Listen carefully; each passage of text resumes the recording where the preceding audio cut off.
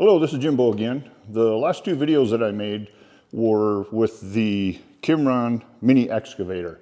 And in the second one of those, when I was digging out some stumps, the John Deere 955 made its debut in there. And I've talked to a lot of people about this tractor. It's like a mid-90s. I've had some people want to buy it from me. And it has the detachable loader. It has a front mount PTO Driven snowblower, a finish mower, and I bought a bush hog mower that I use kind of like a tail dragger in the back, and then also a 6-foot blade. So with winter coming, especially since a couple days from now we're going to fly up to Alaska, both our daughters and 2 grandkids and a son-in-law are up there, and we're going to be gone for a while, so I figured I better get the snowblower on this facing outward from the garage before we take off. So that's part of my tasks here my last 2 days. The thing that people have asked me about a lot is the snowblower on this thing. Like I mentioned, it's drive shaft driven. It's not hydraulics driven. So this loader, which I don't think it's really made for this tractor.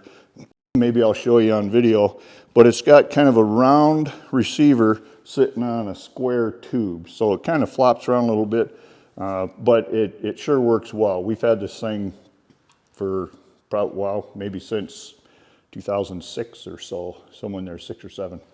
I'm not sure. But anyway, the entire loader comes off, not just the bucket. And then the bracket, this is a bracket right here, and it mounts right underneath in front of the front axles. And it has some hydraulic hoses, and that is so that you can lift the snowblower up and down. Now it also has this extendable PTO shaft, so this goes underneath the tractor. So it goes from what you call the front PTO, which usually drives the mower, but it will drive this drive shaft, PTO shaft. And then that will hook to the back of this bracket, and then there's a small shaft on the snowblower that you'll see in a little while that hooks to this one. But then this also, like I said, has a hydraulic cylinder to lift and drop the blower itself. So it's a pretty cool unit. And now this tractor looks a little bit busted up. I don't have the front screen on it. I did have to jump start it the other day, so I just left the screen off of it. But being parked in the garage makes things a lot better. You know, it's at least 50 degrees in here.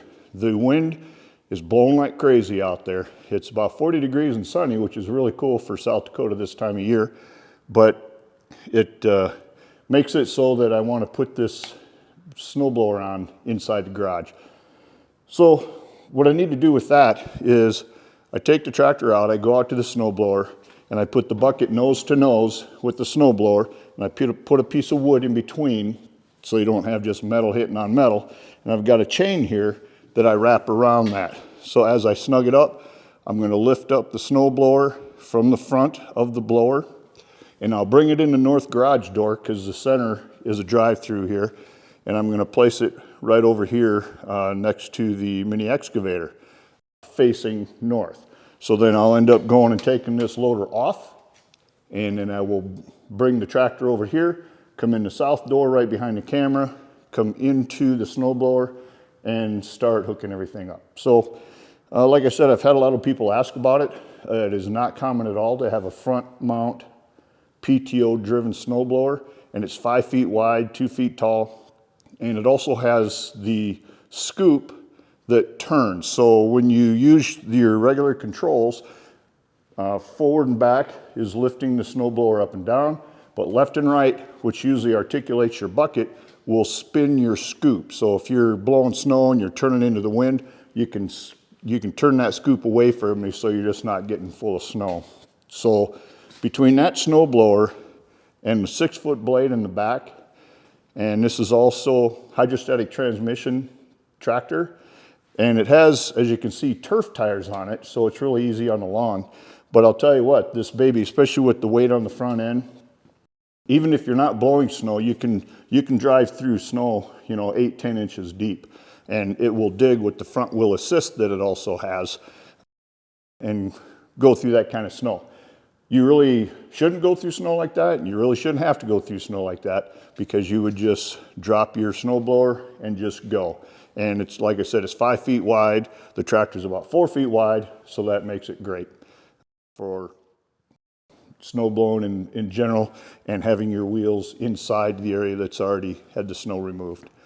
So I don't think there is anything more that I need to say to prep this video. But anyway, since people have asked about it, I'm going to show you how it goes together. So we'll see how it goes.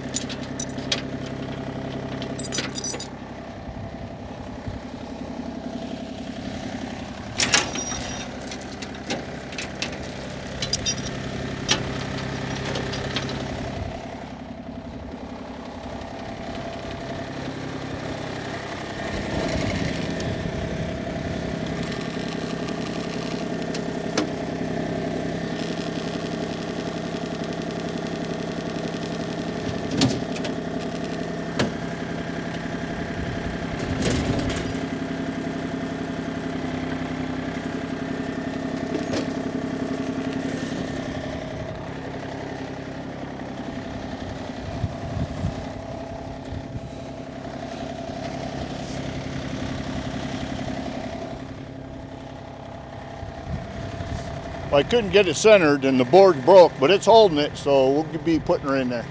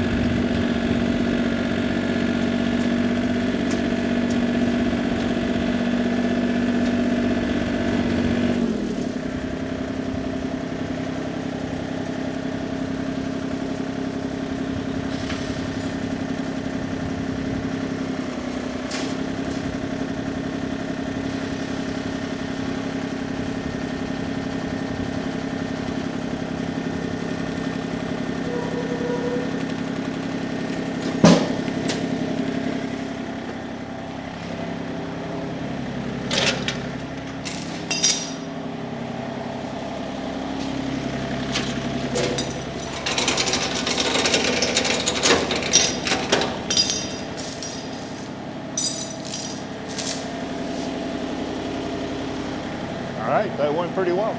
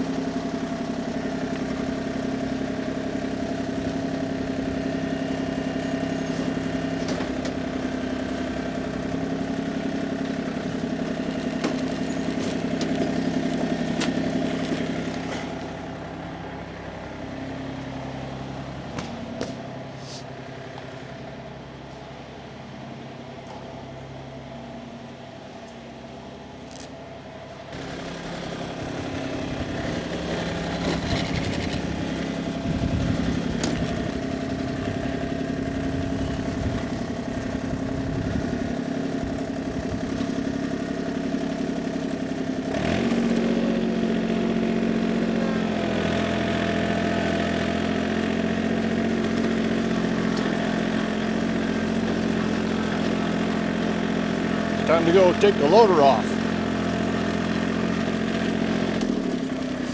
If you're fairly new to this channel, it's called Jimbo, South Dakota, and within it, it's got a podcast called The Hog House Chronicles. That you're looking at is the hog house. That's where a lot of it happens unless we're on location somewhere.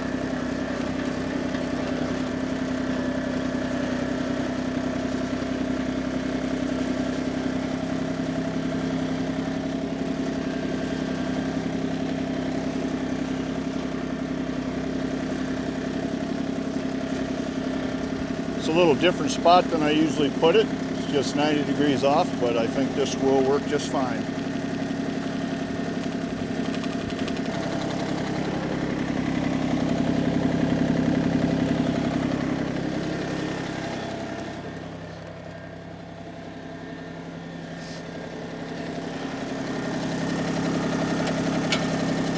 Got to pull this back.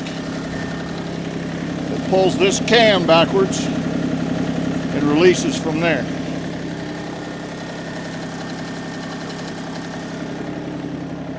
But the other one doesn't have a rod on it.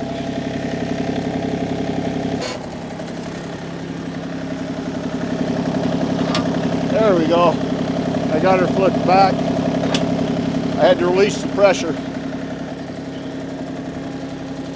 All right. So what should happen, I'll lift the blade.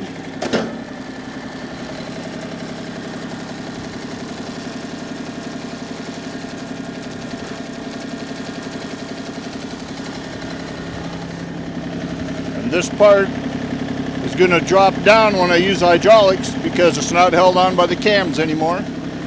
I'm going to crawl up on the tractor so I can back up a little while I'm doing it, and it should walk that thing right off.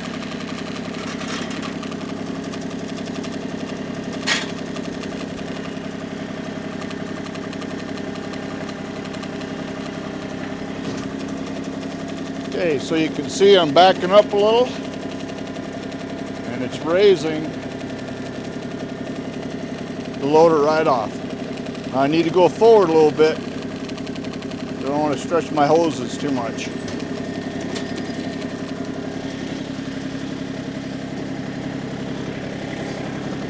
Now it's time to release the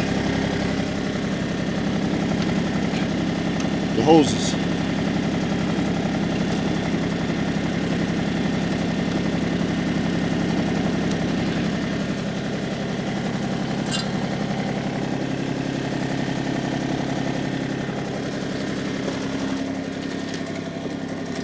I'll back up out of here.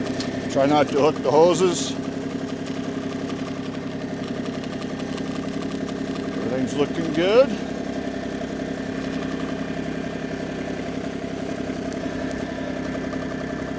All right, there's the loader.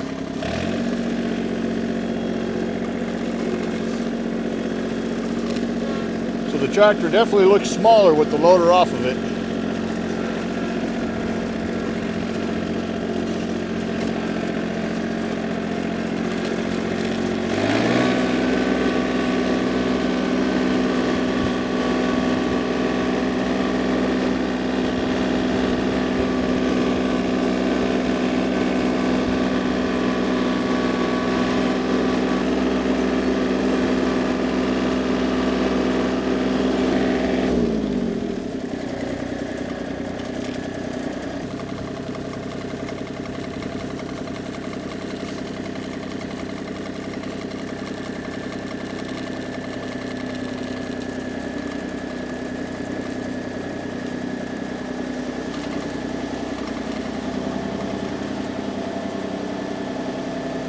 try to get her lined up a little bit right away. We've got some work to do first. Shut her down.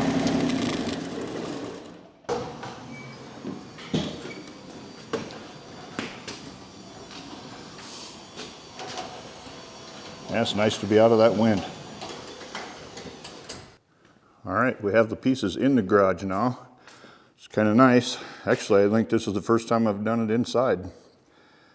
This here is the snowblower that we just brought in. This is that shorter PTO shaft I was telling you about that comes from the bracket. And these are the hydraulic hoses that, instead of articulating the bucket, will spin this scoop, keeping that snow out of your face, which is really nice. And then the drift cutter took a hit a couple years ago. I need to straighten that out, and I will get to that. And there's the PTO shaft that goes underneath. I'll show you where that goes. See if I can see it here. Like I said, it had a finish mower, so there's what they call a front PTO right there. So there's a lever where you can have the front one on for the mower, the back one on for mowers or whatever attachments back there, or you can run them both at the same time, but you have to get that power up to the front. And I'll show you how that goes in a second here. So this is that bracket. These two bolts, this side and that side away, they're going to go right into this bracket here. And so that is the rear part of the PTO that the extension is going to go onto. And then there is the front one of the bracket where this one from the blower will attach. And then this cylinder is a little tricky because that's your main lift. But once I get it hooked to the tractor and I'm pulling up to the snowblower, this needs to be able to be held up to get over top of this little bracket here. So that can be a little tricky. The wife Mary's not here today to hold it up, so I'll just rig something up to try to make that a little easier.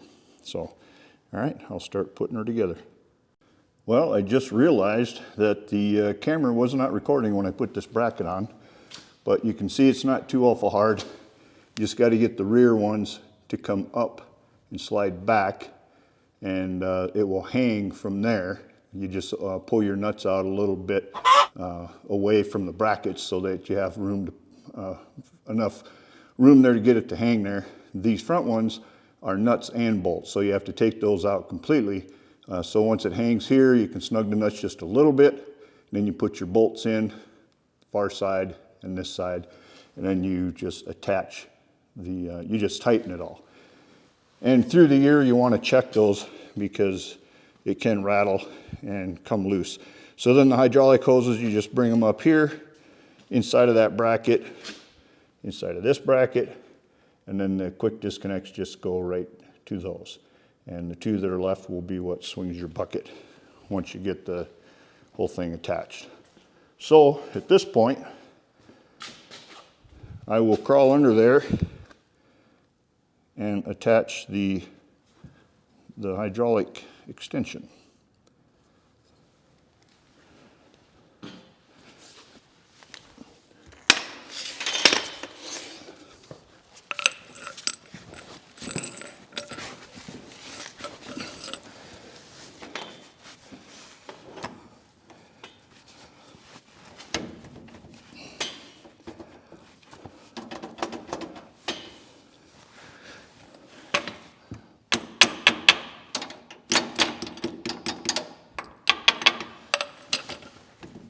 All right, so far so good. I'll switch to the other side.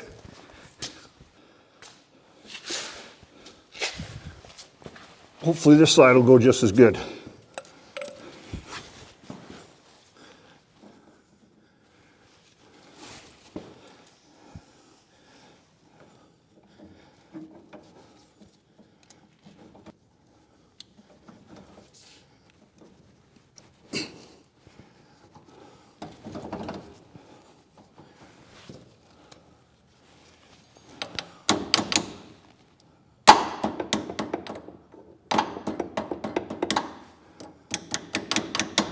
Make sure the collars are seated.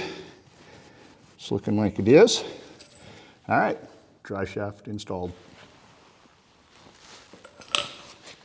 All right, so what has to happen now is it'll get a little stinky in the garage here. I'll probably open the downwind door, and this thing has to be driven up, and the bracket needs to align with the snowblower itself. It just slides in there, and there's some pins that pull out. You turn them and they'll stay out, and then as long as you get the pins that stick out past the bracket to slide into that channel, then those pins up top that are holding out also swivel, so they will swivel into place, and then if you release the mechanism, they should pop into the hole.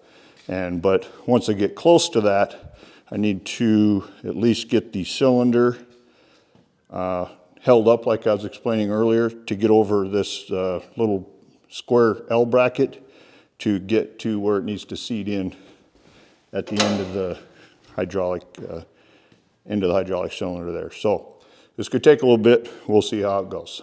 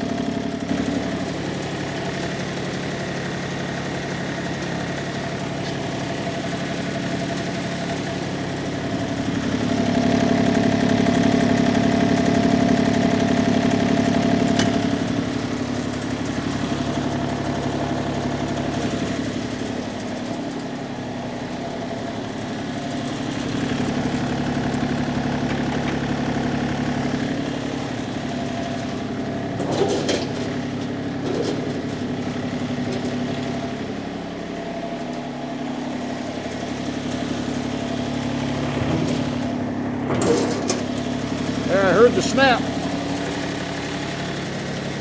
Just trying to get this cylinder centered.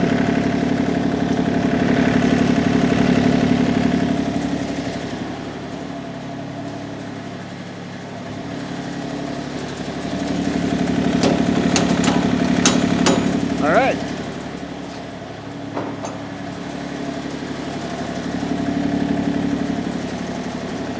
So I lost my pin last year, just realized that. So I'm just going to put a bolt in there temporarily.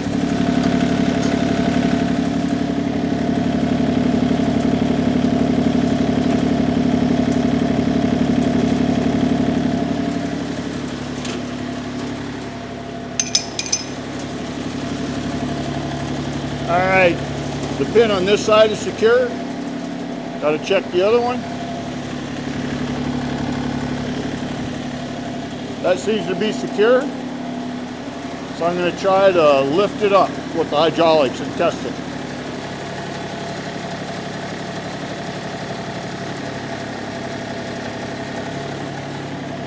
Yes, it worked.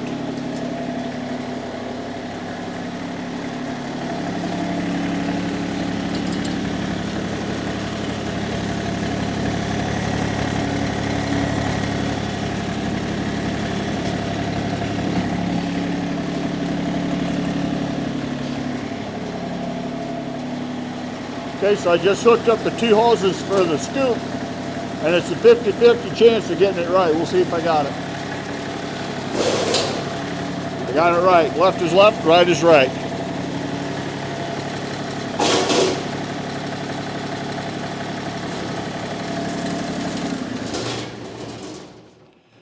All right, kind of noisy, kind of stinky, but I'll open this door here and let some air through.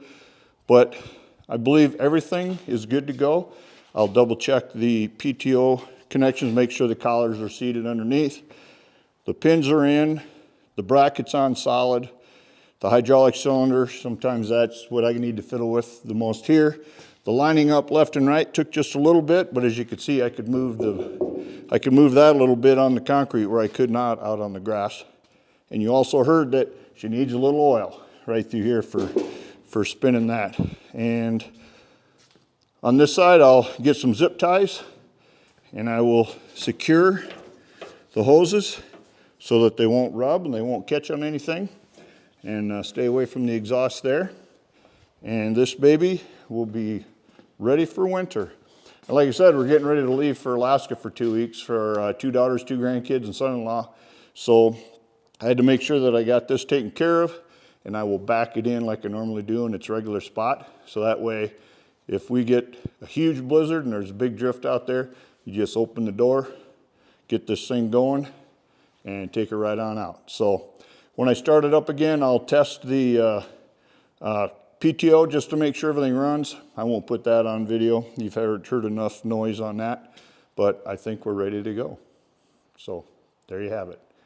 The John Deere Snowblower on the John Deere 955 33 horse diesel, early to mid 90s model. Works like a champ.